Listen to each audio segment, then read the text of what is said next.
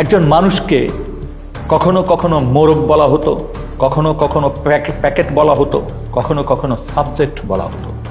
ঊর্ধ্বতন অনেক অফিসার আছেন যারা মিড লেভেলে ছিলেন বা যারা গোয়েন্দা সংস্থাগুলি পরিচালনা করতেন, তাদের নির্দেশনায় তাদের উপস্থিতিতে এই মানুষদেরকে নিয়ে যাওয়া হতো মাইক্রোবাসে করে। টঙ্গীর থেকে রওনা দেওয়ার পর যতগুলি ব্রিজ আছে প্রায় প্রতিটি ব্রিজের গোড়াতেই নিয়ে নতুন যারা অফিসার সংযুক্ত হতেন র্যাবে বা র্যাব ইন্টেলে, তাদেরকে বলা হতো দুজন একজন মোরগ নামাও বা প্যাকেট নামাও, গুলি করো।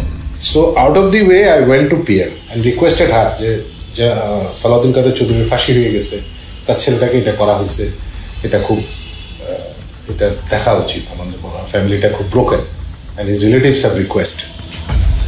আমি নিজে প্রিয়ামকে বলেছি, আমার সাথে মানে আমি 2 বার ওনাকে বলেছি, এটা আমার নিশ্চিত মনে আছে। ছেড়ে দিব না, ছেড়ে দিব না, মানে আমি দেখি কি করা যায়। অ্যাডভাইজারকে তুমি বলছো, আমি বলছি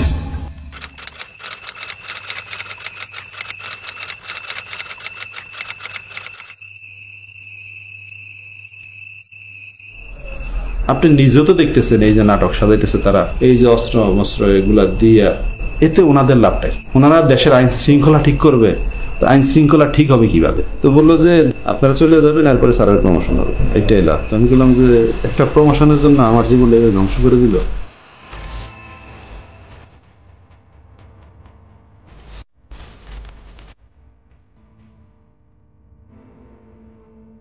If we didn't have that commission, probably it will be just a storytelling. Nobody will believe. Somebody will say yes, somebody will say no. Now they have concrete proof, and now they will go to the justice. 400 অভিযোগ পেয়েছে মাত্র 13 কার্য দিবসে। যারা গুমের শিকার victim এবং তাদের পরিবাররা প্রায় 1800-র উপরে আমাদের কাছে তাদের কমপ্লেন সাবমিট করেছে। সারা বাংলাদেশের বিভিন্ন পেশাজীবী, বিভিন্ন শ্রেণী পেশার, বিভিন্ন বয়সের, বিভিন্ন জায়গার, এবং তাদের মধ্যে অনেকেরই রাজনৈতিক পরিচয় আছে। কারো কারো ক্ষেত্রে হয়তো রাজনৈতিক পরিচয় ওইভাবে নেই, কিন্তু তাদেরকে জঙ্গি ট্যাগ লাগিয়ে দেওয়া হয়েছে। সব ধরনের মানুষ ছিলেন ভুক্তভোগী। দিনমজুর ভুক্তভোগী আসেন আমাদের কাছে, অত্যন্ত ধনী ভুক্তভোগী আসেন, কলেজ পড়ুয়া ছাত্র আসেন, যেমন তেমন নারী ভুক্তভোগীও আছে। এমনকি 10 বছরের কম বয়সী ভুক্তভোগী আমাদের কাছে আসেন। আমি শুধু আমাদের মনে আছে যে আম্মু যখন বোরকা পরতো তখন আম্মুকে একটা কালো কালার টুপি পরাইতো আর একটা হাত করা পরাইতো। মাঝে মাঝে আমাকে নিয়ে যেত, তুই একদিন নিয়ে গেছে, বাকি সময় আমাকে রেখেই গেছে। গুমের সাথে আসলে বাংলাদেশের প্রত্যেকটা বাহিনী জড়িত বলা চলে। সেক্ষেত্রে প্রধানত আমরা যাদেরকে নাম নিতে পারি তাদের মধ্যে হচ্ছে rapid action battalion, Bangladesh police তো আছেই, detective branch of police, CTTC, DGFI, NSI, এগুলো প্রধানত তারা এই গুমের সাথে জড়িত ছিল। কমিশন গঠন হওয়ার পরে মানুষের যেমন প্রত্যাশা ছিল, আমরা নিজেরাও প্রত্যাশা করতাম, আমরা আশাবাদী ছিলাম যে সমস্ত ঘটনার পুঙ্খানুপুঙ্খ আমরা বের করব। এই যে একটা অপরাধ সংগঠিত হয়েছে, যে অপরাধটা স্বাভাবিক কোনো অপরাধ না, যে অপরাধটা একটা পরিকল্পনার ভিত্তিতে রাষ্ট্র কর্তৃক সংগঠিত হয়েছে।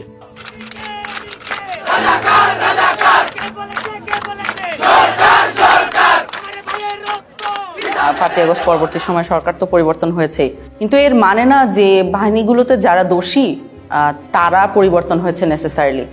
স্পেশালি প্রথম দিকে সবই তো একই মানুষ ছিলেন, এবং ওনারা জানতেন এবং সঠিকভাবেই জানতেন যে আমরা যদি একজন বন্দীকে কোনো একটা স্পেসিফিক বন্দিশালায় লোকেটেড করে ফেলি, অর্থাৎ সে ওই জায়গায় ছিল এটা নিশ্চিতভাবে বলতে পারি, তাহলে তার বন্দিত্বের জন্য দায়ীকে তা ইমিডিয়েটলি বলা সম্ভব। কারণ ওই বন্দিশালার চাবিটা কার হাতে ছিল, কোন বাহিনীর কন্ট্রোলে ছিল, সেই বাহিনীর ঊর্ধ্বতন কর্মকর্তারা দোষী।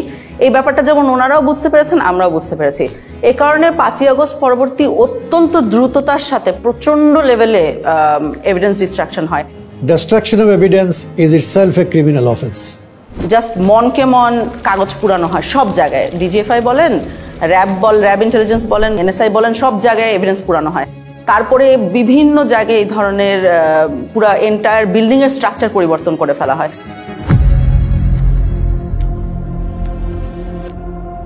ব্যারিস্টার আরমান জি জবানবন্দিটা দিয়েছিলেন, সেখানে আমরা দেখেছিলাম যে অন্য বন্দীদের সাথে, অর্থাৎ যেমন ব্রিগেডিয়ার আজমি বা মাইকেল চাকমা যারা ছিলেন ডিজিএফআই এর হাতে, তাদের জবানবন্দির সাথে খানিকটা পার্থক্য ছিল। তার মধ্যে দুটো খুব নোটিসেবল পার্থক্য আমাদের জন্য ছিল। সেটা হলো যে অন্যদের চোখ 24 ঘন্টা বন্ধ থাকতো না, হাত 24 ঘন্টা বাঁধা থাকতো না, ব্যারিস্টার আরমানে থাকতেন। যেই স্থানে আমাকে আটকে রাখা হয়েছিল সেখানে সকল বন্দীদেরকে 24 ঘন্টা চোখ বেঁধে রাখা হতো, 24 ঘন্টা হাত করে রাখা হতো। কোথায় আছি বলা হতো না, কয় তারিখ বলা হতো না, সময়টা বলতো না। আমি বারবার তাদেরকে বলতাম যে নামাজ পড়ার জন্য সময় জানা দরকার, কিভাবে নামাজ পড়বো, তারা বলতে বলা যাবে না, আদেশ। তখন আমরা বুঝতে পারি যে উনি এবং ব্রিগেডিয়ার আজমি, মাইকেল চাকমা একই লোকেশনে ওনাদেরকে রাখা হয়নি, অন্য কোথাও ছিলেন উনি। তো সেল থেকে বের করে তখন আমি চোখ বাঁধা অবস্থা থাকলেও আমি ক্লিয়ারলি আমি বুঝতে পারি যে আমি বের হয়ে একটু কয়েক কদম সামনে যে একটা ছোট্ট সিঁড়ি ক্রস করে ঘুরতেছি, তারপরে লেফটে আবার যে আয়নাঘরে ওনাকে রাখা হয়েছিল সেখানে ঢোকার সময় উনি সিঁড়ি দিয়ে উঠেছেন এবং ঠিক তারপর পরে কয়েকটা সিঁড়ি নেমেছেন। এখন এটা শুনেই আসলে সাথে সাথে বুঝে যায় যে উনি কোথায় ছিলেন, কারণ গোটা বাংলাদেশে সিম্পলি একটা জায়গায় আছে, একটা বন্দিশালায় আছে যেটা এই পার্টিকুলার বর্ণনাকে ম্যাচ করবে।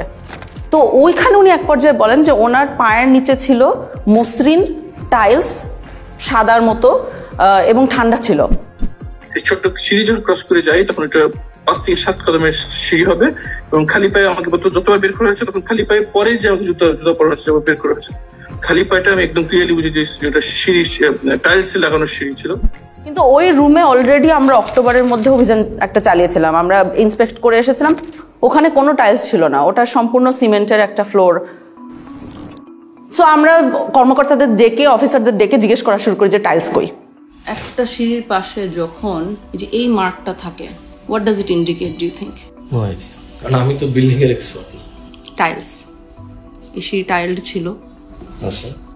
এটা এই প্রশ্নটা আমার মনে আছে ওনাদের মোটেও পছন্দ হয় না, কারণ ওনারা এত বড় বড় কর্মকর্তা, আমরা জিজ্ঞেস করছি টাইলস কই, কথার তো কোনো মানে নাই। কিন্তু আমরা শিওর ছিলাম টাইলসের ভিতরে এই মিস্ট্রিটা লোকেটেড, এটা যদি সলভ করতে পারি আমরা মিস্ট্রি সলভ করতে পারবো। ওই সিঁড়ির তো দুইটা সাইড থাকে, একটা লে সাইড একটা লে সাইড, তো ওপর দিকে সিমেন্ট দেওয়া হয়েছিল কিন্তু এই সাইডটায় ওইখানে মিস করে দিয়েছিল সিমেন্ট দিতে। তো ওখানে যেটা ছিল টাইলসের পিছনে দেখবেন গ্রিড আছে, চারকোনা গ্রিডের ছাপ রয়ে গেছিল। তা আমরা ওই ছাপগুলো দেখে বুঝতে পেরেছিলাম যে টাইলস অবধারিতভাবে ওখানে ছিল। ব্যারিস্টার আরমানকে আমরা ছবি আঁকতে বলেছিলাম যে আপনি আঁকেন তো, যে আপনার চোখ বন্ধ ঠিক আছে কিন্তু সিঁড়ি দিয়ে নেমে আপনি কোন দিকে যান। তো উনি একটা ছবি এঁকে দিয়েছিলেন সুন্দর করে, যে সোজা যে বাইরে গেলে সেলে ঢোকা যায়। এখন আমরাও সোজা যে বাইরে ঢোকা যায় না, কোথাও দেয়ালের সাথে ধাক্কা লাগে। ওইখানকার যখন ছবি ব্যারিস্টার আরমানকে দেওয়া হয় তখন ব্যারিস্টার আরমান বলেন যে এখানে কি কিছু হয়েছে দেয়ালে, দেয়ালটা মানে কি জানি একটা তারতম্য আছে, এরকম একটা উনি ইন্ডিকেশন করেন।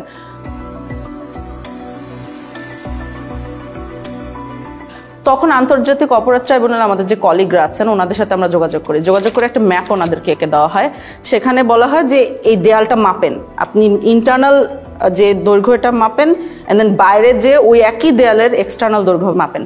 যদি 7 ফিটের উপরে পার্থক্য পান তাহলে বুঝবেন যে এইখানে কোনো একটা সেল আছে যেটা দেয়াল দিয়ে ঢেকে দেওয়া হয়েছে। তো ওনারা মাপেন, মেপে আমার মনে আছে যে আমাকে খুব এক্সাইটেডলি ফোন দিয়ে বলেছে যে 10 ফিটের উপরে জায়গা আছে যেটা খুঁজে পাওয়া যাচ্ছে না।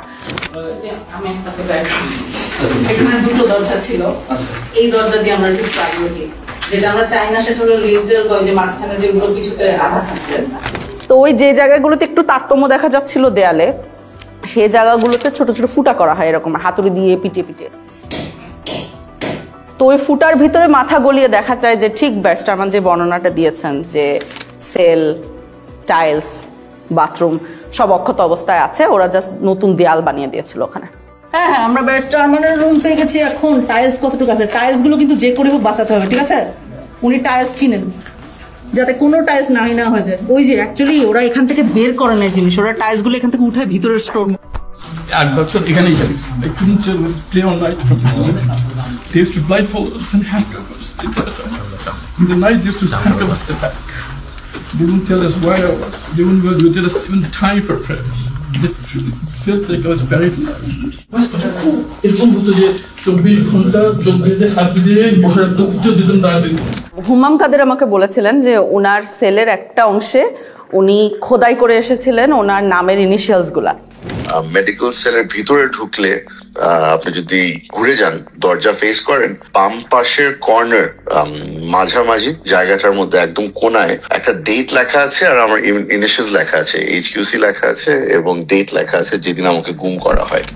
তো আমি যখন ওখানে যাই এবং ওখানে খুঁজি ও যে রুমটা আমরা সন্দেহ করে ওনাকে রাখা হয়েছে, শিওর হবো কিভাবে যে ওই রুমে ওনাকে রাখা হয়েছে, কারণ ওই রুমটা রং টং করে ফেলা হয়েছিল অগাস্ট 5-এর পরে।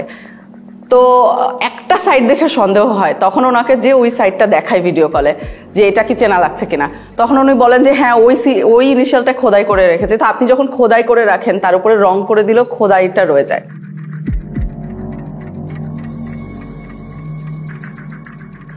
বিগত সময়ে যেটা 2009 থেকে 2024-এর 5ই অগস্ট পর্যন্ত আওয়ামী লীগ শাসনামলে যেটা হয়েছে, আমরা দেখেছি তারা সবসময় একটা বয়ান দিত যে বাংলাদেশে কখনোই গুম হয় নাই। এটা শুধু শেখ হাসিনার মন্ত্রিসভায় অনেক মন্ত্রীরাই অহরহ বলেছেন এবং নিরাপত্তা বাহিনীর প্রধানরাও বলেছে। নিরাপত্তা বাহিনী কিংবা আমাদের কোনো গুমের সঙ্গে তারা সংশ্লিষ্ট নয়। 3 ধরনের লোকই গা ঢাকা দেয়। এরা হয়তো কয়েকদিন পরে আবার আত্মপ্রকাশ করে, আবার যারা নাকি ফ্যামিলিগতভাবে মানে কোনো অসুবিধায় পড়ে তারা গা ঢাকা দেয়। যেখানেই গুম হচ্ছে সেখানেই আমরা কিছুদিন পরেই তাকে পাচ্ছি, হয়তো সে নানা কারণে আত্মগোপন করে থাকে, সেইগুলোকে গুম বলে চালিয়ে যায়। গুম বলে কিছু নাই, এরা সবাই লুকিয়ে যাচ্ছে, পালিয়ে যাচ্ছে, বউয়ের সাথে ঝগড়া করে দ্বিতীয় বিয়ে করেছে ইত্যাদি ইত্যাদি, এই ধরনের বিভিন্ন ধরনের গল্প তারা বলেছে। গুম হওয়ার পরে যখন গুমের শিকার ব্যক্তির পরিবারের সদস্যরা থানায় যেতেন জিডি করার জন্য, যে তার স্বজনকে খুঁজে পাচ্ছে না বা হারিয়ে গেছে বা তুলে নিয়ে গেছে, এইটার ক্ষেত্রে যখন জুডি করতে যেতেন কোনো বাহিনীর কথা উল্লেখ করতেন, থানা থেকে তাদেরকে বিতাড়িত করা হতো। আমার জিডি, আমার আপু আম্মু, আমার স্ত্রী সবাই থেকে জিডি ওই এবং ওই বাড়িওয়ালারা তারা প্রথম থানাতে গেছিল, থানাতে জিডি নেয়নি। যদি কখনো মিসিং ডায়েরি নিত সেক্ষেত্রে পুলিশ নিজেরা লিখে দিত যে সে বাড়ি থেকে বেরিয়েছে, এরপরে আর ফেরত আসে নাই।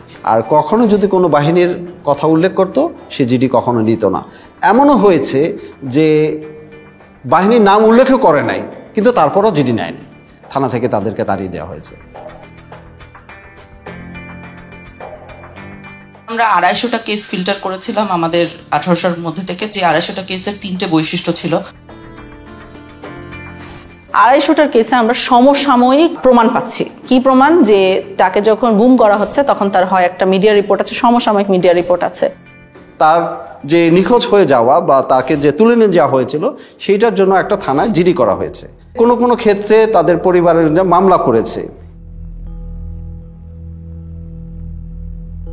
এবং এই লোকটা জীবিত আছে, অর্থাৎ সে আমাকে তার অন্তর্বর্তীকালীন পিরিয়ডে সে কোথায় ছিল এর বর্ণনা দিতে পারছে, যেটা আমরা কোনো না কোনো আয়নাঘরের সাথে ম্যাচ করতে পারছি। ওই এক সাইডে দিয়ে গ্রিলের দরজা ছিল, টয়লেটটা ছিল এই কর্নারে, হ্যাঁ, যেদিকে কলমের মাথাটা রাখছিলেন জি জি, এটার সামনে দিয়ে এমনি ওই যে অল্প একটু উঁচু দেয়াল ছিল। এটা কি শুধু সামনে ছিল না সাইডেও ছিল? না, শুধু সামনে ছিল, এক পাশ ছিল। দরজা ছিল ওই আপনার শিক লোহার। শুধু একটা দরজা না দুইটা দরজা? একটাই দরজা, একটা দরজা মানে 2টা তালা দিত একটা দরজা। সিঁড়ি বয়ে আমাকে ওঠানো হয়, সিঁড়ি বয়ে ওঠানো হওয়ার পরে একটা সাদা ফ্লোরে আমার মানে সমান একটা ফ্লোরে রাখতে দেওয়া হয়, বুঝতে পারি টাইস খোপের মানে কাপড়ের দরজা ছিল। ওই খোপটা বেশি উঁচু ছিল না, আমার এতটুকু হবে প্রায় এতটুকু। আচ্ছা, আমি একটা ভিডিও দেখি চিনতে পারেন কিনা। জি জি, খোপে খোপ খোপ। এটা হচ্ছে সেই সবুজ কাপড়ের, হ্যাঁ সবুজ কাপড়, আমি তো বললাম আপনাকে মেকশিফট যে ফ্রেমটা। জি হ্যাঁ হ্যাঁ, ভেতরে একজন দাঁড়ায় আছে। হ্যাঁ আমি তো বললাম এই পর্যন্ত, আমি তো বললাম আর ভেতরে শুয়ে থাকা যাবে। এবং তাকে যখন প্রডিউস করা হচ্ছে তখন তার বিরুদ্ধে একটা মামলা দিয়ে প্রডিউস করা হচ্ছে, অর্থাৎ কোনো একটা নিরাপত্তা বাহিনী মেনে নিচ্ছে যে তাদের হেফাজতে এই লোকটা আছে। প্রত্যেককেই কিন্তু একাধিক মামলায় দেওয়া হয়েছিল এবং অলমোস্ট সবার বিরুদ্ধেই জঙ্গি বিরোধী যে তকমাটা লাগানো হয়েছিল এবং সন্ত্রাস দমন আইনে মামলা দেওয়া হয়েছিল।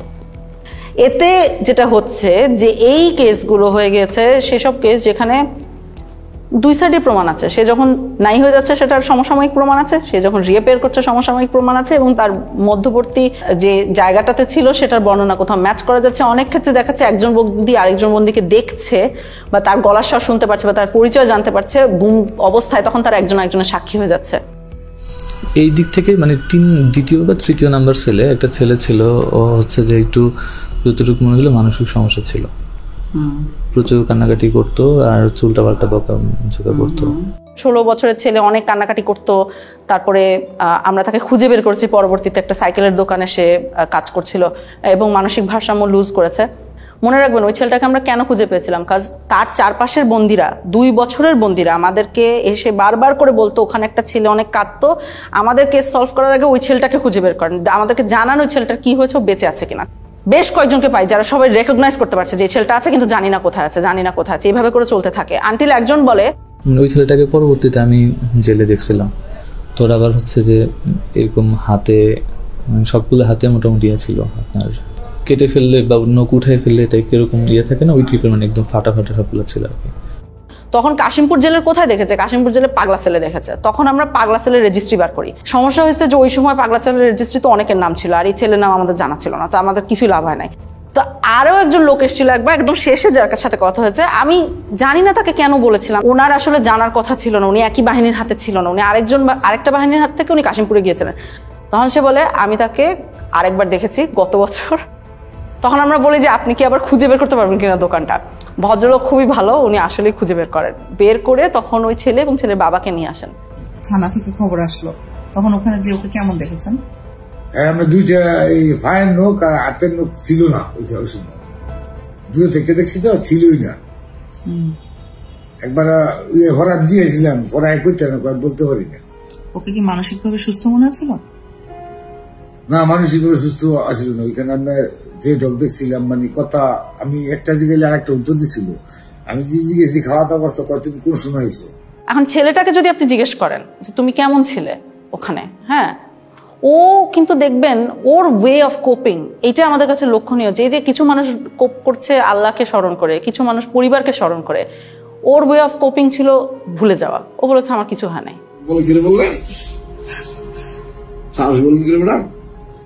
কারণ তুমি 4 বছর অনেক কষ্ট সহ্য করেছো। অনেক কষ্ট ব্যথা পাইতাম ম্যাডাম, সমস্যা নেই ম্যাডাম, সমস্যা নেই, তোলা অসুবিধা হইতো না, ব্যথা কিছু নেই আর কি। যাক, আমার ছেলে ভাইছি বড় করতে লই গিয়া, এটাই বড় কথা। সবাই কয় ভাই সব যা আছে তা হইছ, এখন ছেলে বিড়ে হয়ে যাওয়া শেষ। মানুষ অনেক কথা গেছিল আর কি, সবাই বলছে যে নাই, এখন আমি উকিলেরও যাই না, যেমন সেরকম কোনোভাবেই হতে পারে না যে তারা নিজেদের মধ্যে কোঅর্ডিনেট করে কাজটা করতে পেরেছে, অর্থাৎ তারা যেটা বলছে সেটা এভাবেই ঘটেছিল, কারণ সমসাময়িক প্রমাণ আছে। এই কারণে এই 250 কেস যথেষ্ট শক্তিশালী একটা এভিডেন্স আওয়ামী লীগের এই মিথ্যা বয়ান ভাঙার জন্য। গুমের যারা ভিকটিম, অর্থাৎ তাদেরকে যখন প্রথম তুলে নেওয়া হয় সেই পর্যায় থেকেই আসলে তাদেরকে নির্যাতন শুরু করে। একাধিক কাপড় দিয়ে তার চোখ মুখ ঢাকা হতো, চোখ বাঁধা থাকতো 3টা কাপড় দিয়ে। প্রথমে একটা কাপড় দিয়ে চোখ বাঁধতো, আর একটা জমটুপি, যেটা জমটুপি পরানোর পরে আবার আরেকটা কাপড় দিয়ে বাঁধতো, আর হ্যান্ডকাপ পিছনে লাগানো থাকতো। মাইক্রোবাস বা যে পরিবহনে উঠানো হতো তার 2 পাশে যখন থাকতো তারা কিন্তু চেপে থাকতেন, তার হাত করা পরিয়ে ফেলতেন, এবং কোনো ক্ষেত্রে তাদেরকে নীল ডাউন করে রাখা হতো সিটের ওখানে, যাতে বাইরের মানুষ কোনোভাবে টের না পায়। গান বাজনা বাজানো হতো যাতে কেউ ধারণা না করতে পারে যে এই গাড়িতে কাউকে তুলে নেওয়া হচ্ছে।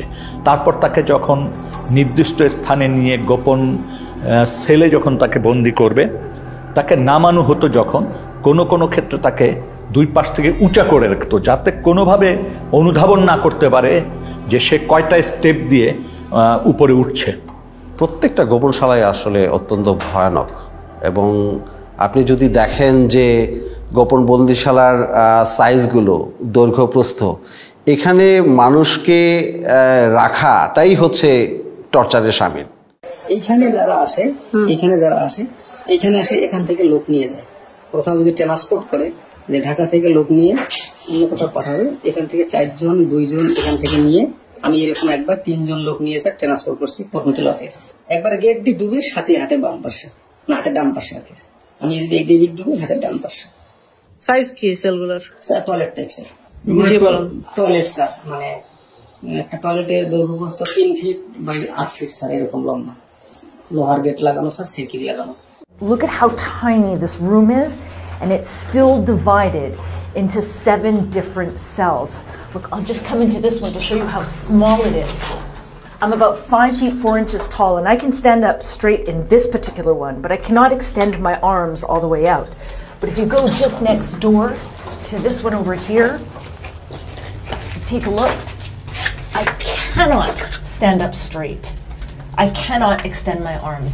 And imagine that people spent weeks, months, or even years in these cells. পাশে কোনো স্থানে তাকে নেওয়া হতো যেখানে জিজ্ঞাসাবাদ করার জন্য নানান ধরনের যন্ত্রপাতি ব্যবহার করা হতো। দেখা গেছে 8-10টা সেল আছে, তার সাথে একটা জিজ্ঞাসাবাদের ব্যবস্থা বা একটা রুম আছে। সেই রুমে যখন তাকে নেওয়া হতো, 2-1টি বাক্য বিনিময় করার পরই তাকে মারধর শুরু করে দিত। আর যখন মারতো, বেশি মারবে, তখন এই হাত পিছনে দিয়ে রাখতো, আর আমার এই কনুইগুলো 2 হাঁটু এগুলাতে খুব জোরে জোরে মারতো। এই মোটা পুলিশের হাতে যে মোটা লাঠিগুলো থাকে এগুলো দিয়ে, এবং এক পর্যায়ে আমাকে বলল যে তোর হাড় থেকে মাংস আলাদা করে ফেলবো। কোনো কোনো বন্দিশালার ভিতরেই টয়লেট, যেখানে তাদেরকে ঘুমাতে হতো রাতে, সেই জায়গায় তারা ঘুমাতে পারতো না। তার কারণ হচ্ছে কমোড থাকতো, ওই কমোডের উপরেই তাদের পা রেখে ঘুমাতে হতো। আমাকে ওখান থেকে টর্চার করে 2 জনে কাঁধে করে ধরে একটা সংকীর্ণ একটা বাথরুমে বললে চলে, আমি 5 ফুট 8 ইঞ্চি পা লম্বা করলে আমার হাঁটু পর্যন্ত বাথরুমের ভিতরে চলে যায়, মানে এতটা সংকীর্ণ জায়গা। কিছু সেল ছিল এত ন্যারো, সেখানে বন্দি শুতেও পারতো না, জাস্ট পা গুটিয়ে কোনো মতে ওখানে থাকতো। যেন সাইজ ছিল 3.5 ফিট বাই 4 ফিট এরকম সাইজের। নিয়ে যাওয়ার পরে যেখানে আমাকে নিয়ে গেল সেটা হলো একটা ছোট একটা সেল। ছোট সেল বলতে 3.5 ফিট পাশে, আর লম্বা হলো আপনার 4 ফিটের থেকে একটু বড়। অর্থাৎ আমি সেজদা দিলে মাথায় লেগে যেত, আবার রুকু দিতে গেলে পিছনের সাইড লেগে যেত গ্রিলের সাথে, এরকম একটা অবস্থা ছিল। যারা বন্দি ছিল ওই বন্দিশালায় থাকাটাই হচ্ছে দুঃসহ মানসিক যন্ত্রণার একটা বিষয়। আমাকে ওই রকম একটা ফ্লোরের সাথে এরকম করে হাত দিয়ে এরকম করে আস্তে আস্তে বাড়ি দিতে হতো।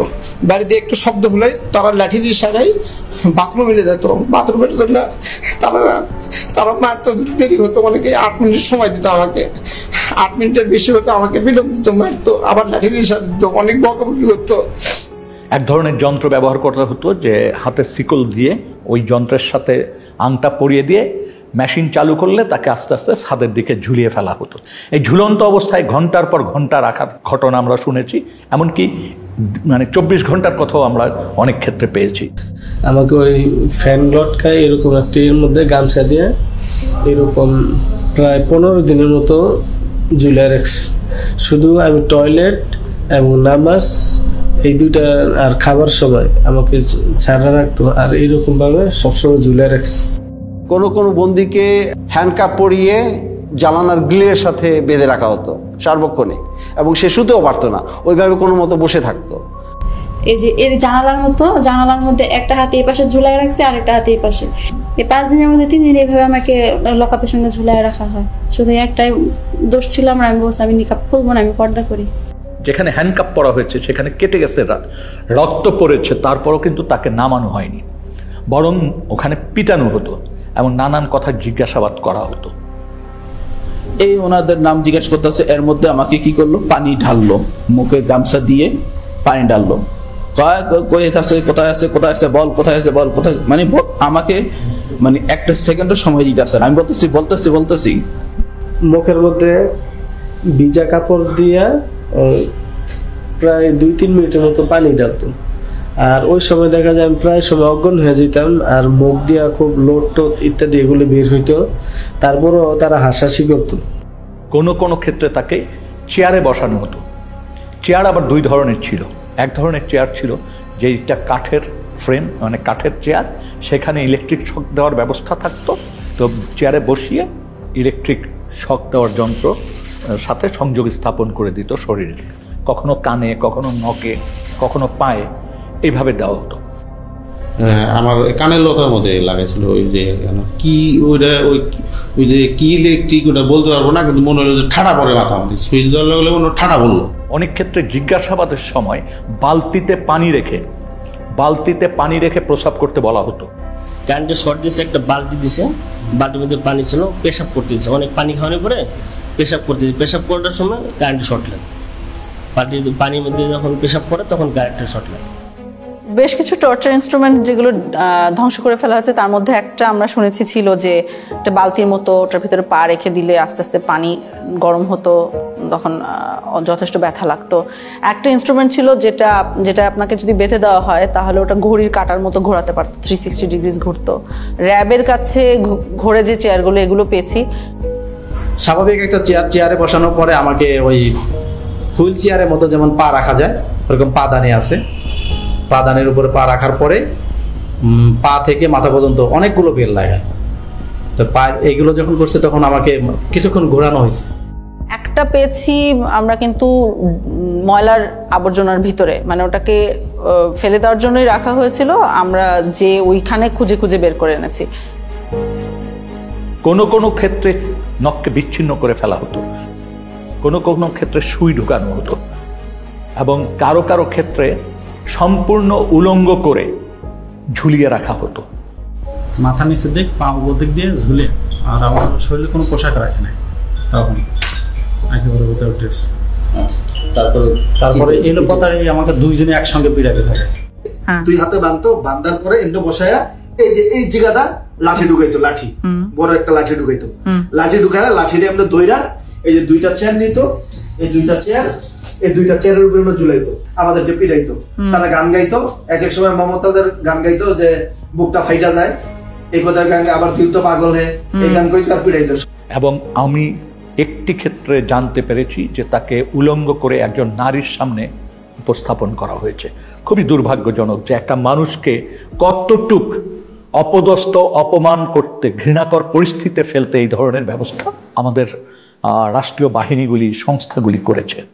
আমাকে উলঙ্গ করে আমার লজ্জাস্থানে ইট বাইদা প্রায় 1 থেকে 1.5 ঘন্টা আমাকে এরকম একটা অবস্থায় রাখছে। তো যতই কষ্ট হয়, মানে তারা খুব হাসাহাসি করে। যেমন একটা বন্দির ক্ষেত্রে আমরা জানতে পেরেছি যে ওই বন্দিটার গায়ের ওড়না টেনে নিয়ে গেছে কোনো একজন সিকিউরিটি ফোর্সের সদস্য, এবং তাকে বলা হচ্ছে তুই তো একসময় খুব পর্দা করতিস, হ্যাঁ ইসলামিস্ট, তোকে দেখ এখন কেমন লাগে। এইভাবে তুচ্ছ-তাচ্ছিল্য করা হয়েছে। বন্দির মাসিকের সময় যা প্যাড দেওয়ার কথা, ওইটা প্যাড দিয়ে ওটা নিয়ে খুব হাসাহাসি করতো। ওইটা খুবই তার জন্য একটা লজ্জাজনক বিষয় হয়েছিল যে সবার সম্মুখে অনেক হাসাহাসি করছে। এই বিষয়টা খুবই পীড়াদায়ক। মানে আমার পিরিয়ডের ডেট ছিল অনেক লেটে, এই পরিমাণ টর্চার করার আমি এত পরিমাণ মানে অসুস্থ হয়ে যায়, সাথে সাথে আমার পিরিয়ড হয়ে যায়। তারপর ওনাদেরকে বলি যে আমার তো প্যাড লাগবে, পরে এটা নিয়ে অনেক হাসাহাসি করে ওরা। মাসের পর মাস, 2 দিন 4 দিন গ্যাপ দিয়ে কাউকে প্রতিনিয়ত এই ধরনের জিজ্ঞাসাবাদের মধ্য দিয়ে যেতে হয়েছে, মাসের পর মাস, বছরের পর বছর। ওরা কি করলো, আমাকে শোয়াইলো, এই শোন, শোয়াই 2 জন আমার বুকের উপরে পাড়া দিয়ে ধরলো, আর পিছনে হাতটা এইভাবে বাঁধলো, পা 2টা এইভাবে বাঁধলো, বাঁধে পায়ের নিচে বাজ দিল একটা, আর উপরে একটা বাজ দিল, আর হাত যেটা বাঁধছে হাতের নিচে এই দিকে একটা বাজ দিয়েছে। আমি তো ফুলের মধ্যে শোয়া, এই পাশের উপরে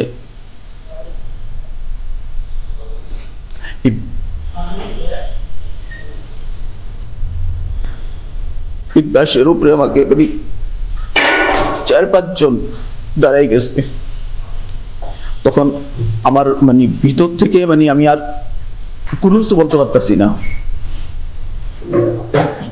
শুধু একটাই প্রশ্ন করতেছে, তোর বাড়িতে কে কে থাকে, তোর বাড়িতে কে কে থাকে। এবং আমরা দেখি এই জিনিসগুলো মানুষের ভিতরে অনেক বড় ভয় রেখে দেয় অনেক দিনের জন্য।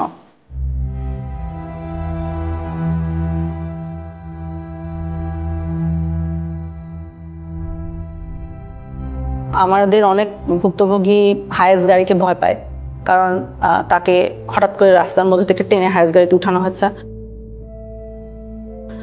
আমাদের অনেক ভুক্তভোগী এসি রুমকে ভয় পায়, কারণ এসি রুমে, টর্চার রুমগুলোতে এসি থাকতো, কারণ আই সাপোজ অফিসাররা যখন এগুলো করতেন ওনারা ঘামতে চাইতেন না। গানটা সাউন্ড আসতো, মানে ঠিক থাকতে পারতাম না, আর শুধু চিৎকার সাউন্ড আসতো। গান বাজিয়ে মারধর করা হতো, যখন সাউন্ড আসতো মানে কোনো প্রকার আমি তো মানে টেনশন। আমি গানটা আমি কয়েকবার দেখার চেষ্টা করছি, ঠিক মতো আমি দেখতে পারিনি। চিকিয়া কালিয়ারে ওই গানটা আপনি দেখতে পারেন নাই? জি, গানটা আমি কয়েকবার দেখার চেষ্টা করছি, ওইভাবে আমি দেখতে পারিনি।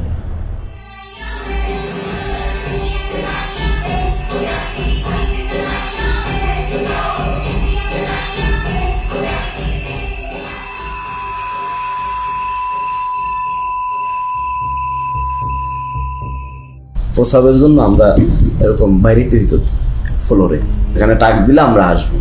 প্রসাবে ধরছে মিউজিক ছেড়ে দিছি, ওই আওয়াজও তাদের কাছে পৌঁছায় না। মিউজিকের সাথে তো ওটা হারায় যায়, ওই সাউন্ড তো আর পাবে না। এরকম কিছু প্রসাব পায়খানা করেছে আমার সামনে, আবার এটা আমরাই পরিষ্কার করতেছি। তারা দিয়ে যে করে তারা দিয়ে পরিষ্কার করে। সে আল্লাহর কাছে বলতে যে আল্লাহ আমার মেরে ফেললেই ভালো, এই কষ্ট দেওয়ার দরকার কি? এই মানুষগুলো কিন্তু যারা বেরিয়ে এসছেন জীবন নিয়ে, তারা কিন্তু এটা ভুলতে পারেন নাই। তারা এখনো গভীর রাতে ঘুম ভেঙে যায়, তাদের চিৎকার করেন। এই ট্রমার থেকে কিন্তু এখনো বেরিয়ে আসেনি। বাথরুমে একটা নতুন লাক্স সাবান ছিল। হ্যাঁ, এখন ওই লাক্স সাবানের স্মেল আসলে আমার মাথায় কাজ করে না। আমি লাক্স সাবানের ওই স্মেলটা যদি কেউ আমার সঙ্গে গোল করবে, আমার মানে আমি ভিতরে অস্থিরতা চলে আসে, আতঙ্কগ্রস্ত হয়ে যায়। আর শুধু যে তারা বেরিয়ে আসে নাই তা না, এই সমাজটাও কিন্তু এক ধরনের ভীতিকর মানে ভয়ার্থ পরিবেশের মধ্যে একটা ভয় সমাজের ভিতর কিন্তু মানে প্রবাহিত। আওয়ামী লীগের শাসন আমলে আমরা যেটা দেখেছি মূলত হচ্ছে বিরোধী রাজনৈতিক দলকে দমন করার জন্য এই গুমকে একটা হাতিয়ার হিসেবে ব্যবহার করা হয়েছে, এবং সেক্ষেত্রে তাদের প্রধান টার্গেট ছিল বিএনপি, জামাতে ইসলামী এবং ইসলামী ছাত্র শিবিরের নেতাকর্মীরা। সরকারের বিরুদ্ধে যখন জনমত তৈরি হয়ে যেত, সরকারের বিরুদ্ধে যখন মানুষ প্রশ্ন করা শুরু করত, যখন সংঘবদ্ধ আন্দোলনের চেষ্টা হতো, বিরোধী দল বিরোধী মত যখন সংগঠিতভাবে ঐক্যবদ্ধভাবে কোনো বিষয়কে প্রোটেস্ট করতে চাইতো, তখনই এই নির্যাতনের মাত্রা বেড়ে যেত, মানুষের ঠিয়ানার সংখ্যা বেড়ে যেত। এবং আমরা যেটা দেখেছি যে প্রত্যেকটা জাতীয় নির্বাচনের আগে গুমের সংখ্যা অস্বাভাবিকভাবে বেড়ে যেত। এটা আমরা দেখেছি 2014 নির্বাচনের আগে, অর্থাৎ 2013 পিরিয়ডে, এবং 2018 সময় 2017-18, এবং 2024 নির্বাচনের ঠিক আগে 2023 শেষের দিকে এবং 24 শুরুর দিকে। In her second term as Prime Minister, security forces were locking up opposition figures without trial. Among them, a popular official with the Bangladesh Nationalist Party, Sajidul Islam Suhon. In December 2013, eyewitnesses say he and 5 friends were taken by authorities and never seen again. কেন নিল? কি দোষ আমার ছেলের? আমার ছেলে নাই, আমি কি করবো পয়সা থেকে? এটা আমরা সন্ত্রাস বিরোধী ট্রাইব্যুনালেও দেখতাম যে অস্বাভাবিকভাবে মামলার সংখ্যাটা বেড়ে যাচ্ছে, এবং সেখানে মূল আসামি হিসেবে যাদেরকে দেখা হতো তারা হচ্ছে তৎকালীন বিরোধী রাজনৈতিক দলের নেতাকর্মী। মিডিয়াকে আইনশৃঙ্খলা রক্ষাকারী বাহিনী, র্যাব, ডিজিএফআই, বিভিন্ন গোয়েন্দা সংস্থা তাদের মতো করে ব্যবহার করেছে। তারা যেই ধরনের গল্প বানিয়ে দিবে সেই গল্পটাই যাতে প্রচার করা হয়, এবং মিডিয়া সেটা প্রচার করত নির্দ্বিধায়।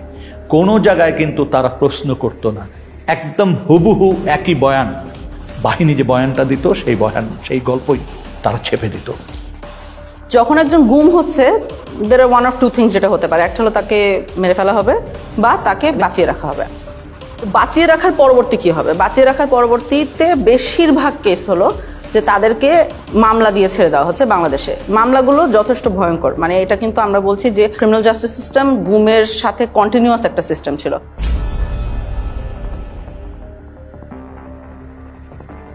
ছাড়ার জিনিসটাকে সেটাকে লিগেলাইজ করার জন্য, অর্থাৎ তাকে একটা বেআইনি কাস্টডি থেকে একটা আইনি কাস্টডিতে নেওয়ার জন্য একটা মামলা মোকদ্দমা দরকার। সেই কাজটা করতে গিয়ে অনেক মিথ্যা মামলা মোকদ্দমা তাদেরকে জড়িত করে দেওয়া হতো। প্রত্যেকের ক্ষেত্রে একাধিক মামলা দেওয়া হয়েছে। তার মধ্যে একটা মামলা প্রত্যেকের ক্ষেত্রে কমন, সেটা হচ্ছে সন্ত্রাস বিরোধী আইনে মামলা দেওয়া এবং জঙ্গি তকমা দিয়ে দেওয়া। এবং প্রত্যেকটা ভিকটিমের ক্ষেত্রে তাদেরকে দেখা হচ্ছে তাদের কোনো রাজনৈতিক পরিচয় আছে কিনা। তো বলছে তারেক রহমানের অ্যাকাউন্ট ডিটেল বলেন, কোন কোন জায়গায় তার টাকা থাকে। আমি বলছি ভাই আমি জানি না, I don't know, I simply don't know. তো বলছে ম্যাডাম জিয়ার টাকা কোথায় দিয়েছেন, কোথায় রাখে। আমি বলছি আমি জানি না। তখন আবার দিল, মানে আমার 2টা নিক্যাপ মানে তারা দিল, তারপর ফেলে রাখলো। ইভেন সম্পৃক্ততা না থাকলেও যদি দাড়ি টুপি পরে মসজিদে যায়, মাদ্রাসায় যায় বা এগুলো সম্পৃক্ততার কারণে কিন্তু এই মামলাগুলো দেওয়া হয়েছে। তুই তোর জামাতের তুই শিবিরের কোন পদ আস্তে আস্তে কী করো সেই সে বলছি আমি একসময় ছাত্র শিবির করতাম, এখন আমি করি না। কেন আমি মুখে তখন আমার মুখে একটু বড় দাড়ি ছিল, মুখে বড় দাড়ি করি, টাকার উপর এখানে প্যান্ট করি, এই নানান কোয়েশ্চেন। আমার ভাই কেন জামাত ইসলাম করতো, এই টাইপের রিলেটেড কোয়েশ্চেন। ফাঁকে ফাঁকে উনি খুবই বাজে বৃষ্টিভাবে মানে কথায় কথায় গালি দিতেছিল, জঙ্গি রাজাকারের বাচ্চা, এই রাজাকারের বাচ্চা বেশি বলতেছিল। আপনি তাকে কিছু ভুয়া মামলা দিচ্ছেন, আমরা যেটাকে বলছি কিছু প্যাকেজ কেস দিচ্ছেন, অ্যান্টি টেররিজম অ্যাক্টে দিচ্ছেন, arms act, explosives act, digital security act, এইসবের আন্ডারে মামলা দিয়ে দিচ্ছেন। দেওয়ার পরে তাকে অনেকদিন জেল খাটতে হচ্ছে, এরকম একটা সিস্টেম আছে। 4-5টা মামলায় একই ধরনের ভাষায় ব্যবহার করা হয়েছে এবং ভার্বেটিম, ওয়ার্ড ফর ওয়ার্ড। যদি এইভাবে হয় 4-5টা, তাহলে বুঝতে হবে this cases are all manufactured cases. দুটো মামলার আপনার ল্যাঙ্গুয়েজ একরকম হইতে পারে না, কিছু হইতে পারে গোপন তথ্যের ভিত্তিতে, this much. Acting on a secret information, the raiding party went to the place of occurrence and arrested the accused. এটা হতে পারে, কিন্তু বাইকগুলো তো মিলার কথা না। ঘটনার স্থল, ঘটনার তারিখ এবং কিভাবে ঘটনা ঘটেছিল এগুলো তো আপনার মিলার কথা না। বিশেষ করে সন্ত্রাস বিরোধী আইনে যে মামলা, জঙ্গি ট্যাগ দিয়ে জঙ্গি বানানো, এইটাই কিন্তু প্রথমতই তাকে হিউমিলেট করছে। সমাজ থেকে কিন্তু তাকে প্রথমে বিচ্ছিন্ন করা দেওয়া হলো, পরিবার থেকে প্রথমে বিচ্ছিন্ন করে দেওয়া হলো এবং তার প্রতিবেশী সবাই কিন্তু তাকে ভিন্ন চোখে দেখে। এই ছেলেটা জঙ্গি, আমরা তো জানতাম না, এটা জঙ্গি পরিবারের সন্তান। তাদের মধ্যে একটা ফোবিয়া ছড়া গেছিল যে এই আপার সাথে হয়তো যোগাযোগ করলে আমরাও অ্যারেস্ট হতে পারি, আর এই মেয়েটার সাথে যোগাযোগ হলে আমরাও অ্যারেস্ট হতে পারি। এটার জন্য আমরাও নিজেদেরকে গোটাই নিয়েছিলাম যে কি দরকার যদি কারো ক্ষতি হয়। বাংলাদেশে জঙ্গি নাই এই কথাটা বলা যাবে না, জঙ্গি ছিল, জঙ্গি এখনো আছে। কিন্তু প্রশ্নটা হচ্ছে যেইভাবে এটাকে ফুলিয়ে ফাঁপিয়ে দেখা হচ্ছে, যেটা প্রোটেক্ট করা হচ্ছে, এইটার খুবই একটা ক্ষুদ্র অংশ হয়তো বাংলাদেশে জঙ্গি আছে। তৎকালীন যে সরকার ক্ষমতায় পাকাপোক্তভাবে টিকে থাকার জন্য এই ওয়ার অন টেররের যেই ন্যারেটিভ, এইটাকে জিয়ে রাখার জন্য এটা তারা চালিয়েছে। Killed by the BNP Jamaat, you know that BNP Jamaat is a terrorist party. They always go for terrorism and nepotism and corruption. I have to prove credibility, right? To whom? To whom? A terrorist party? A terrorist organization? No. এই মামলাগুলো তো বছরকে বছর চলছে এবং এই মামলার হাজিরা দিতে দিতে তাদের যে অর্থনৈতিকভাবে পঙ্গু হয়ে যাচ্ছে প্রত্যেকটা ফ্যামিলি। এবং আমরা একটা জরিপ করেছি যে মিনিমাম খরচ হয়েছে 7 লাখ টাকার মতো, তাদের হাজিরা থেকে শুরু করে এই মামলা পরিচালনার সব খরচ। অনেক ফ্যামিলি তাদের জমি জমা, তারপরে হচ্ছে বাড়িঘর পর্যন্ত বিক্রি করে দিয়েছে এই মামলা থেকে পরিত্রাণ পাওয়ার জন্য, কিন্তু মামলাগুলো ঝুলছে। প্রায় 3 লাখ টাকার মতো খরচ হয়েছে জামিনের পেছনে, আসা যাওয়ায়, গাড়ি ভাড়া, এটা হচ্ছে নিট একটা কস্ট। তারপর তো অন্যান্য জায়গায় এখানে টাকা খাওয়াইছে, ওইখানে টাকা খাওয়াইছে, বাড়িতে পুলিশ গিয়েছে কয়দিন পর পর, ডিবি থেকে লোক গিয়েছে, ওরা গিয়ে বসে থাকছে, তো বিভিন্ন ধরনের কথাবার্তা বলছে, ওদেরকে টাকা দেওয়া লাগছে, টাকা পয়সা না নিয়ে কেউ কখনো আসে নাই, থানায় টাকা দেওয়া লাগছে, বিভিন্ন সময় বিভিন্ন জায়গা থেকে সংস্থার লোক গেছে, ওরা টাকা খাইছে, অনেক টাকা পয়সা খরচ হয়েছে 16 সালেও। এখানে একটা দুঃখজনক বিষয় হচ্ছে যে অনেক ক্ষেত্রে দেখা যায় মামলাগুলো ভুয়া প্রমাণিত হওয়ার পরে তাকে বেকসুর খালাস করে দিয়েছে, কিন্তু তাকে যে এই যে 4 বছর বা 5 বছর যে সে কারাগারে বন্দী ছিল, এটা তাকে কে ফিরিয়ে দেবে?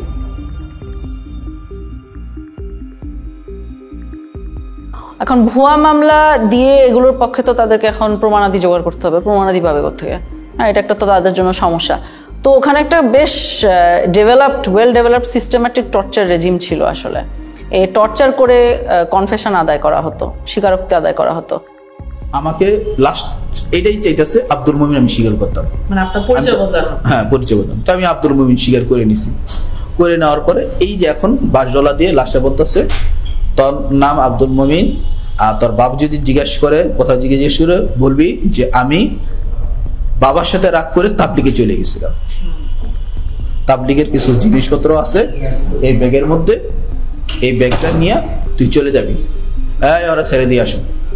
যেহেতু সব ম্যাজিস্ট্রেট এক না, কিছু কিছু ভালো ম্যাজিস্ট্রেটও আছে, তাই কিছু ম্যাজিস্ট্রেট আবার থাকতো খারাপ, এবং সবাই জানতো তারা মানে কারা যারা এগুলো মেনে নেবে, এই ধরনের ফোর্সড স্বীকারোক্তি বা গুম হওয়া সত্ত্বেও জিনিসটাকে কগনিসেন্সে না নেওয়া। তো ওই সব মানুষদের সামনেই যাওয়া হতো, ওদের সামনেই এদেরকে প্রডিউস করা হতো, তারা ফোর্স স্বীকারোক্তি মেনে নিত। না আমি বলছি না, আমি 160 আমার মাইরা ফেলাইতো, আমি 160 করতে 160 করতে দিলে আমার ফাঁসি হয়ে যাবে, আমি তো এগুলো কোনো কিছুর সাথেই নাই।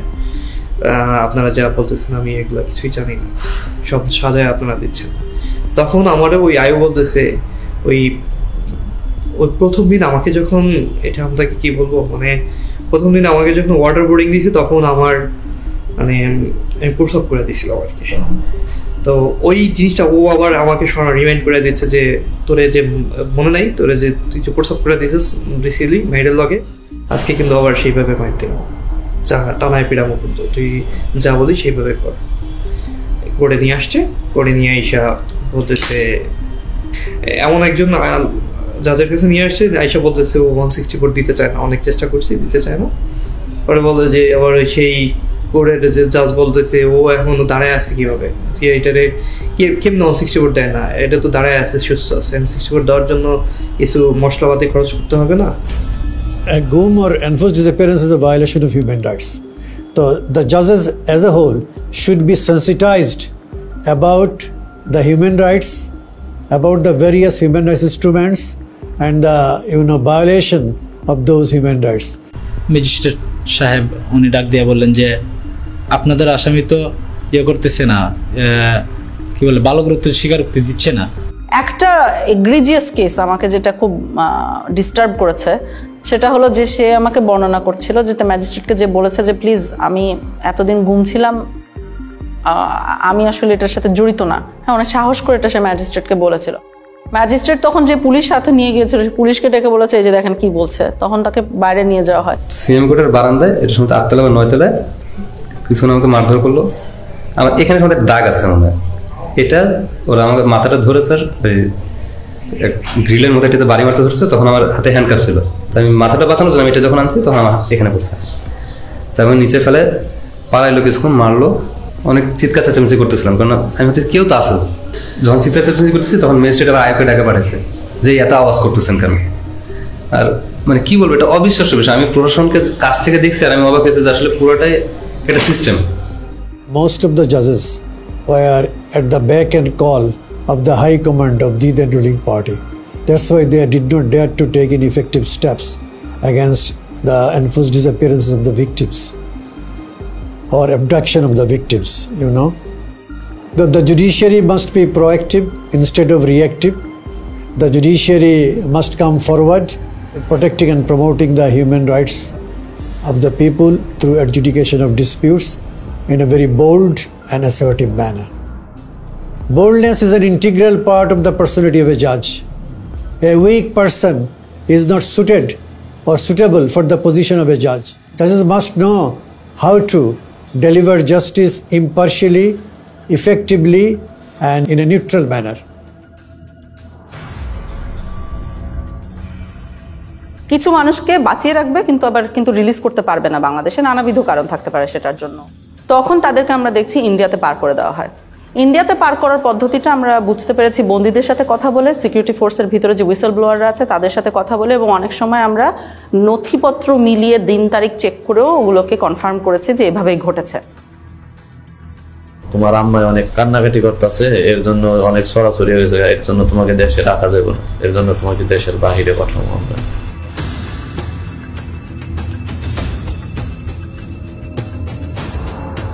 একটা নদী পার করাইলো, ওই নদীর পার করানোর পরে তারপরে কাঁটাতারের একটা বেড়া আছে, ওই বেড়া দিয়ে আমাকে পার করে তারা নিয়ে গেল।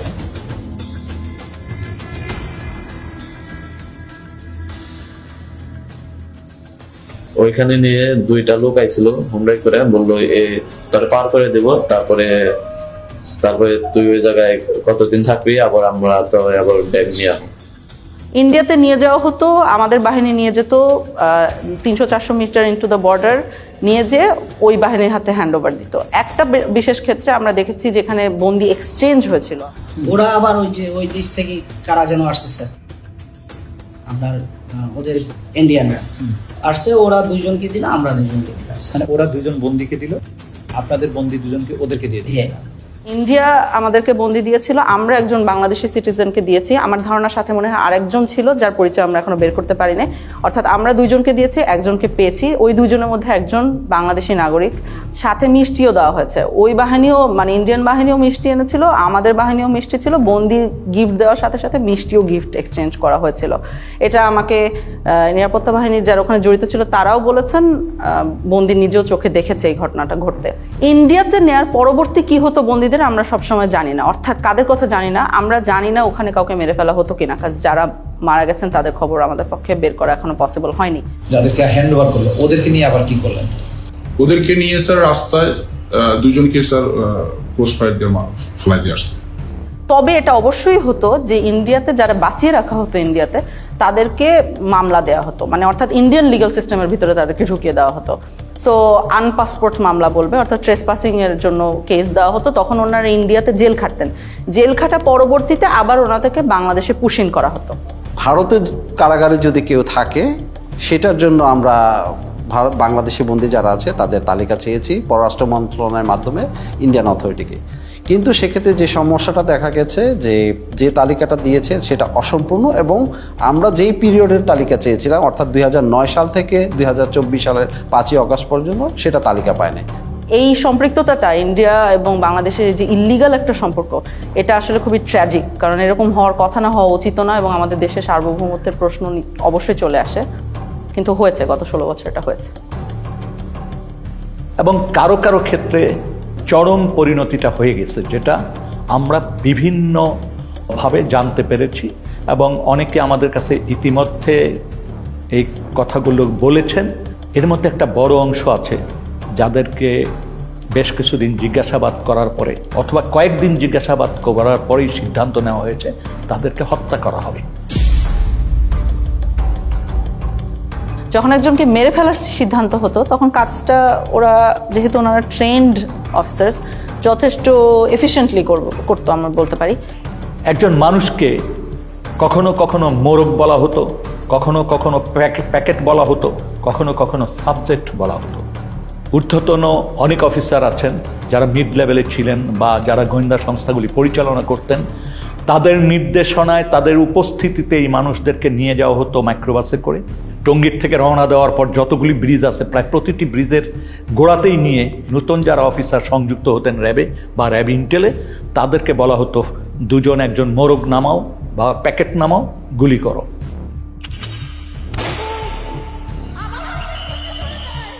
যখন ক্রসফায়ার বেশি সমস্যা হয়ে গেল আন্তর্জাতিকভাবে এবং জাতীয়ভাবে, যে এরা এটা নিতে পারতেছিল না আর এটা ক্রিটিসিজম, তখন ওরা বললো যে আরে আমরা বডি প্রডিউস করি কেন, নাই করে দিলি তো হয়, তাহলে তো কেউ বুঝবে না কি হয়েছে। তখন এইটাই মুভ করলো ওরা, এটা একটা ডিসিশন ছিল। একটা জিনিস খুব স্পষ্ট যে এই ঘটনাগুলি ঘটানো হতো, হত্যাকাণ্ডগুলি করা হতো। প্রথম দিকে কিছু লাশ রাস্তাঘাটে পাওয়া যেত, ফেলে যেত, তো কিছুদিন আগে উঠিয়ে নিয়েছিল কারা জন্য। তারপর যখন সন্দেহ হলো যে এটা আইন শৃঙ্খলা রক্ষাকারী বাহিনী বা কোনো গোয়েন্দা সংস্থা, যখন এই জিনিসগুলি মানুষের ভিতর কানাঘুষা হতে থাকলো, তখন কিন্তু আর রাস্তাঘাটে লাশ ফেলতো না। একটা বেশ কমন মেথড ছিল যেটা গোটা দেশে ব্যবহার করা হতো, সেটা হলো নৌকায় নিয়ে যে গুলি করে মেরে ফেলা। এরপরে যখন যাওয়া শুরু হলো, আমরা ইয়েতে যাওয়ার পরে উনি ডেস্টিনেশনটা আগে থেকে বলে দেন কোথায় যাবে, সাউথের দিকে যাবে। তো যাওয়ার পরে তারপরে বললো স্লোডাউন, দেখো স্লোডাউন বললে তখন বুঝি যে একটু প্রক্রিয়া শুরু হবে। যখন ঘরের ভিতর দিকে তাকে তুলে নিয়ে আসে, সিমেন্টের বস্তা কিন্তু বাইরে থাকে স্যার, ঘরের মুখটা খুলে একজন করে তুলতেছে স্যার, সিমেন্টের বস্তা দিয়ে সে বেঁধে ফেলতেছে, পাথরে কিছু হাঁটু বড় হয়েছে, মায়ের কাছে সিমেন্টের বস্তাটা তাকে একদম কর্নারে রাখছে। সেকেন্ড ম্যান স্যার ট্রিগরটা দেয় স্যার, ট্রিগরটা দিয়ে উঠেছে সব। তাদের পছন্দের জায়গাটা হলো মাথা স্যার, মাথার এখানে বা এই পাশে বালিশ থেকে তারপরে একদম ফায়ার করে। 2 রাউন্ডার ফায়ারের প্রয়োজনে কখনো যদি কখনো তার মনে হচ্ছে কারো হাত কেটে গেছে তখন উনি বলতেন সেনাবাহিনীর একটা ক্যাম্প আছে ওই ব্রিজের গোড়ায়, সেখানে সুন্দরবন থেকে একটা ট্রলার নিয়ে আসা হয়েছিল, দস্যুদের কাছ থেকে উদ্ধার করার ট্রলার, যেটা জেনারেল জিয়াউল হাসানের টিম এটা এনেছিল। এবং পরবর্তীতে আমরা জেনেছি যে জিয়াউল হাসানের প্রত্যক্ষ তত্ত্বাবধানে অনেক মানুষকে ওখানে নিয়ে যাওয়া হতো রাতের গভীর রাত্রে। এই জায়গাটা এবং বন্দিরা থাকতো এখানে ডেকের উপর, কোনো কোনো সময় ডেকের ভিতরে থাকতো। And then অফিসাররা কারণ ডেকের ভিতরে না থাকলে দেখা গেলো মাঝে দেখে ফেল, এরকম হয়। ওরা সবই এখানে বা কেউ এখানে থাকতো। And then এখানে এনে শুট করে এখান থেকে ফেলে দিবে, ওখান থেকে পেট ফাটতেছে ওখানে কুইক অ্যাকশন। তো গুলি করে মেরে ফেলার পরে পেটটা চিরে দেওয়া হতো এবং বডির সাথে সিমেন্টের বস্তা বেঁধে দেওয়া হতো বা ইটের বস্তা, যাতে ওনাদেরকে যখন ধাক্কা মেরে নদীতে ফেলে দেওয়া হচ্ছে তখন তারা ডুবে যেতেন। এখানে যাওয়ার পরে এই যে মানুষটাকে শোয়ালেন, যাওয়ার পরে বাঁধার পরে তারপরে আপনার গুলি করে ফেলা দেওয়া হয়। এদিকে বাঁধার রশিটা রেডি থাকে, ওইদিকে সিমেন্টের বস্তার সাথে রশি বাঁধা রেডি, যেমন রশি বাঁধার থেকে সিমেন্টের বস্তা খুলে না যায়। তারপরে বাকি রশিটা এখন এটা কোমরের সাথে দিয়ে বাঁধা সবচেয়ে সহজ। that of any other places of the whole body. এখানে গুলি করে লোয়ার পোর্শন ধরে ফেলে দিল। কে ফেললো? জিয়া তো গুলি করলো, এখন জিয়েই ফেললো না সাথে আরো যে লোক ছিল তার কে ফেললো এটা আমার খেয়াল নাই, এখান থেকে করে ফেলে দিল। তবে বেশ কিছু ক্ষেত্রে লাশ ভেসে উঠেছে, আমি এর ধরনের কেস দেখেছি যেখানে লাশ ভেসে উঠছে বুলেট উন্ড কপালে এবং গায়ে সিমেন্টের বস্তাটা কোনো কারণে একটা ছেড়ে গিয়েছে, অন্যটা রয়ে গেছে, এরকম অবস্থায় উঠছে। নারায়ণগঞ্জের 7 খুনের যে হত্যাকাণ্ড এবং তার লাশ লুকিয়ে ফেলার যে প্যাটার্ন, এই প্যাটার্নের সাথে অনেক অংশে মিলে যায়। এরকম নানাবিধ মারার আসলে টেকনিক ছিল, বিভিন্ন বর্ণনা থেকে আমরা পাই। কোনো কোনো ক্ষেত্রে বিষ প্রয়োগ করেও হত্যা করা হয়েছে, ইনজেকশন দিয়ে মারা হতো, এটার বর্ণনা পেয়েছি আমরা যারা এটা নিজে চোখে দেখেছে।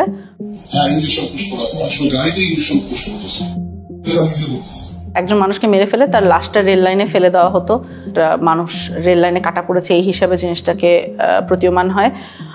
কিছু কিছু ক্ষেত্রে দেখা গিয়েছে যে অনেক সময় লাশের হাতে হ্যান্ডকাফ অবস্থায় রেল লাইনে কাটা লাশ পাওয়া গেছে, তো বোঝাই তো যাচ্ছে কি হয়েছে, নাহলে হ্যান্ডকাফ আসলো কোথা থেকে। একজন ভিকটিম তো বেঁচেই আছেন যাকে গাড়ির সামনে ট্রাকের সামনে ফেলে মারার চেষ্টা হয়েছিল এবং এরকম অনেকাংশে তো সাকসিডও করতো, এভাবে করে মেরে ফেলতো। ওই আবদুল্লাহপুর আশুলিয়া রোড যেটা, সেখানে নিয়ে যাওয়ার পরে উনি অন্যদেরকে নেমে যেতে বলে। নামার পরে আমাকে যে কানে কানে বলতেছে, ভাইজান আমাকে ক্ষমা করে দিয়ে দেখেন, আপনাকে তো চলন্ত গাড়ির সামনে ফেলে দেওয়ার জন্য বলা হয়েছে। হঠাৎ করে আমাকে ধাক্কা দেওয়া হলো এবং আমি খেয়াল করতেছি গাড়ি শব্দ আসতেছে, তো আমি তো তখন ধরে নিয়েছি যে আমি শেষ, আমি পড়ে গেছি। পড়ে যাওয়ার পরেও দেখতেছি যে আমি বেঁচে আছি। আমার তুলে ধরে বলছে যে আপনি ভয় পাবেন না, আপনাকে তো আমরা রাস্তায় ফেলে দিয়েছি কিন্তু গাড়িটা পাশ দিয়ে চলে গেছে।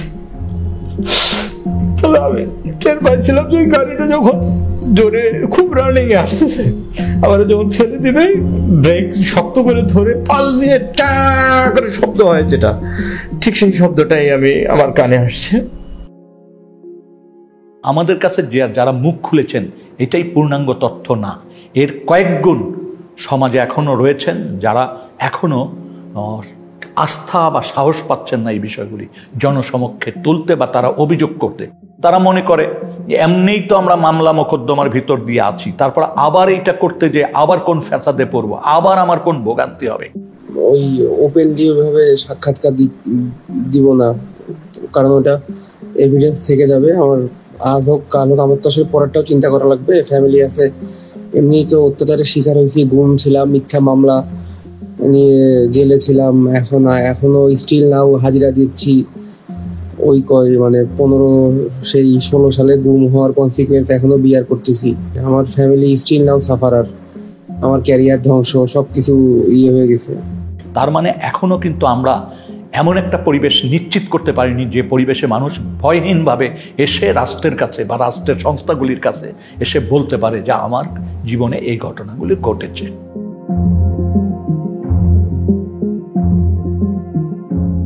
অন্ততপক্ষে গুম কমিশন যাদের ক্ষেত্রে মনে করেছে যে হয়রানিগুলোর থেকে তাদের পরিত্রাণ পাওয়া উচিত, গুম কমিশন থেকে আমরা পরীক্ষা নিরীক্ষা করছি এবং এই ধরনের একটা তালিকাও প্রস্তুত করা হচ্ছে এবং ফলস কেসগুলো যাতে দ্রুত নিষ্পত্তি করে গুম হওয়া ব্যক্তি ছাড়া পাওয়ার পরও হয়রানির শিকার না হয় এবং এই আদালতের আইনি ব্যবস্থাকে যাতে কেউ আর অ্যাবিউজ করতে না পারে। যাদের বিরুদ্ধে এই মামলাগুলো দিয়ে দেওয়া হয়েছে, সন্ত্রাস দমন আইন বা অন্য যে আইনি মামলা হয়েছে, এই প্রত্যেকটা মামলা যাতে দ্রুত নিষ্পত্তি করা যায়, সেটা যাতে এক্সপিডাইট করে, সেটার জন্য সুনির্দিষ্টভাবে সরকারকে বলেছি। দ্বিতীয়ত হচ্ছে যে সন্ত্রাস দমন আইনটাকে সংশোধন করার কথা বলেছি। 3 নম্বর জিনিসটা হচ্ছে যে এটার সাথে সম্পৃক্ত যেটা যে বাংলাদেশে জঙ্গিকে মোকাবেলার জন্য, জঙ্গি ইস্যুটাকে ডিল করার জন্য আমাদের এখানে সুনির্দিষ্টভাবে কিছু স্ট্র্যাটেজি ঠিক করতে হবে।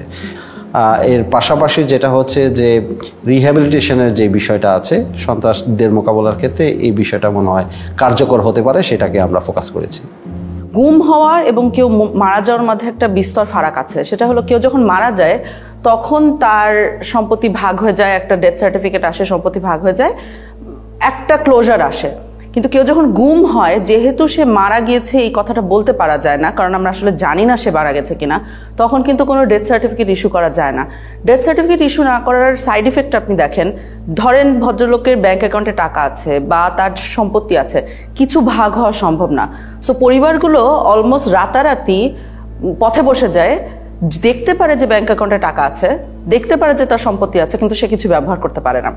সেই জন্য আমরা বর্তমান প্রচলিত আইনের বাহিরে আমরা মনে করি যে এমন একটা আইন করা দরকার যে আইনে কিছু ওভাররাইডিং ক্লজ থাকবে, যে দেশের প্রচলিত আইনের বাহিরে গিয়েও তাদেরকে যাতে একটা আইনগত সুযোগ দেওয়া যায়। যখন একজন মারা যান তখন তার বউ বিধবা হয়ে যান, এটার একটা প্রসেস আছে। কিন্তু যখন একজন গুম হন তখন তার বউ, উনি কি বিধবা না সধবা? কারণ আমরা উত্তরটা জানি না। ভদ্রলোক বেঁচে আছে কি মারা গেছে এটা আমরা বুঝতে পারছি না। এই যে বিশাল সমস্যাগুলো পরিবারগুলোর মধ্যে মানে সৃষ্টি হয়, সেগুলোর কোনো সমাধান তারা পায় না। এবং গত 16 বছর ধরে হাজারে হাজারে পরিবার বাংলাদেশে এই সমস্যাটা ফেস করে আসছে। গুম হওয়া ব্যক্তির ডেথ সার্টিফিকেট ছাড়াই তাদের গুম হওয়ার যে একটা প্রত্যয়ন বা একটা ডিসঅ্যাপিয়ারেন্স সার্টিফিকেট প্রডিউস করে যাতে পরিবার পরিজন যাতে সম্পত্তি ইনহেরিট করতে পারে, সেই জন্য এই কমিশন থেকে কিছু আইন সংশোধনের সুপারিশ করা হয়েছে। অন্ততপক্ষে আর্থিক দুর্দশা কিছুটা হলেও লাঘব হবে। তবে এটা সত্য কথা যে গুম হওয়া ব্যক্তির অনুপস্থিতি বা গুম হওয়া ব্যক্তিকে উদ্ধার করে না দিতে পারলে অপূরণীয় ক্ষতি সেটা কোনো আইন দিয়ে বা তার সম্পত্তি দিয়ে বা সম্পত্তির অংশ দিয়ে সেটা পূরণ হওয়ার নয়।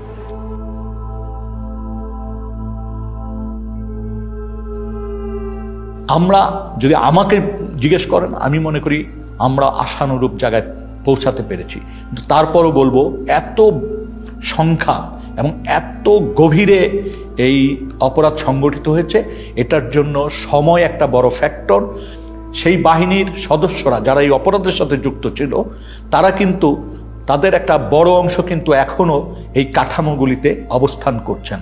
তারপরে যাদেরকে চিহ্নিত করা গিয়েছিল প্রাথমিকভাবে, তারা কিন্তু পালিয়ে গেছেন। গুম ও বিচার বহির্ভূত হত্যাকাণ্ডের সঙ্গে সংশ্লিষ্টতার কারণে আইন শৃঙ্খলা বাহিনীর 42 কর্মকর্তার পাসপোর্ট বাতিল করা হয়। জানুয়ারি মাসে এদের বেশ কয়েকজনের বিরুদ্ধে গ্রেফতারি পরোয়ানাও জারি করে আন্তর্জাতিক অপরাধ ট্রাইব্যুনাল। যখন অ্যারেস্ট ওয়ারেন্ট বের হয় তখন কিন্তু তারা অনেকেই দেশে ছিলেন, কিন্তু পাসপোর্ট না থাকা সত্ত্বেও ওয়ারেন্ট বের হওয়ার পরপরই অনেক ঊর্ধ্বতন কর্মকর্তারা দেশ ছেড়ে পালিয়ে যায়।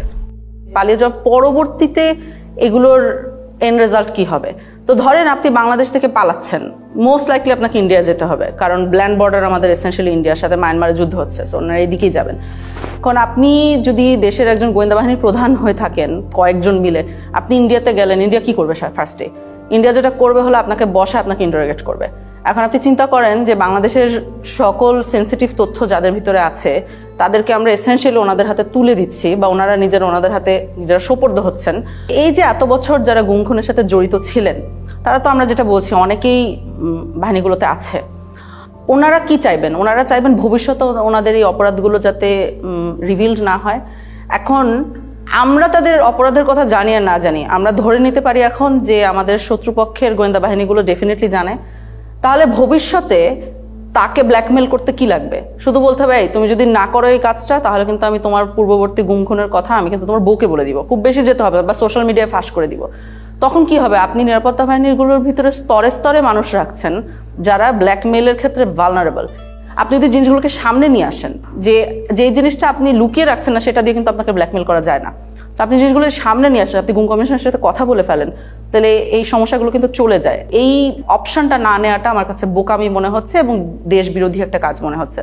এই প্রসেসের পিকে প্রাইম মিনিস্টার্স অফিস, অনেক সময় ওনার পক্ষ থেকে ডিফেন্স অ্যাডভাইজার ছিল, তো উনিও মাঝে মাঝে ইন্টারফেয়ার করতেন, কথা বলতেন, আদেশ নির্দেশও দিতেন। So out of the way I went two PM and requested her যে সালাউদ্দিন কাদের চৌধুরীর ফাঁসি হয়ে গেছে, তার ছেলেটাকে এটা করা হয়েছে, এটা খুব এটা দেখা উচিত, আমাদের ফ্যামিলিটা খুব broken and his relatives have requested. আমি নিজে প্রিয়ামকে বলেছি, আমার সাথে মানে আমি 2 বার ওনাকে বলেছি, এটা আমার নিশ্চিত মনে আছে। ছেড়ে দিব না, ছেড়ে দিব না, মানে আমি দেখি কি করা যায়। অ্যাডভাইজারকে তুমি বলছো, আমি বলছি। এবং ওনার কি ক্ষমতা ছিল তখন ওটাকে সমাধান করার? অর্থাৎ ধরেন উনি চাইলে কেউ বের করে দিতে পারতো? পিএম চাইলে হবে না, মানে এটা উনি যা চাইবে তাই হবে। সম্ভাব্য যারা অভিযুক্ত তাদের কারো সাথে কথা বলার পর যে জিনিসটা পরিষ্কার একটা অবয়ব দাঁড়িয়েছে সেটা হচ্ছে এই ধরনের ঘটনার সিদ্ধান্ত নেয়ার ক্ষেত্রে যিনি নীতি নির্ধারকদের সর্বোচ্চ জায়গায় অবস্থান করছেন, তৎকালীন প্রধানমন্ত্রী শেখ হাসিনা, তৎকালীন সামরিক উপদেষ্টা তারেক সিদ্দিকী এবং বাহিনীগুলির প্রধান এবং ইন্টেলিজেন্স যে এজেন্সি উইং আছে তার প্রধানদের সমন্বিত নির্দেশনার বাইরে বা কমান্ড স্ট্রাকচারের সর্বোচ্চ পর্যায়ের নির্দেশনার বাইরে এই ধরনের ঘটনা দিনের পর দিন, মাসের পর মাস, বছরের পর বছর ঘটার কোনো সুযোগ নাই। সুতরাং তৎকালীন প্রধানমন্ত্রী শেখ হাসিনার এই দায় এড়ানোর সুযোগ নাই।